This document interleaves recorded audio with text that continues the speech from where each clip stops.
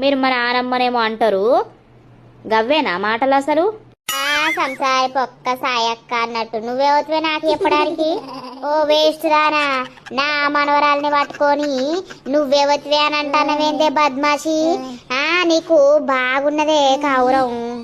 ఏ తలగని నీ అక్కలో లిప్సల్లా ఉండా చేసేపు time pass అన్న అవుతుంది. నీ మనవరాలా? నీకేడ పుట్టిందే మనవరాలు? ఇంకో ముసలోని గిట్ల మెయింటైన్ చేసి ఆ ముసలోని నీ మనవరాలా ఏంది?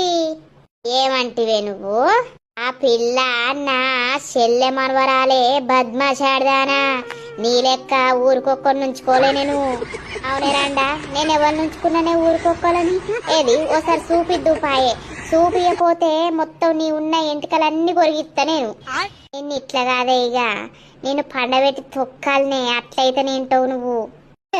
నువ్వాయే నీతోటి ఎంటిక కూడా కాదు. ఏమి లొల్లి పాడగారు పోసక్క నువ్వు ఏ ఉన్న లొల్లి పెట్టుకొని పాడైతారు. మీకు సంబరం అయ్యింది లొల్లి. అవునే నానమ్మ, గిదింతోటి నీకేందే?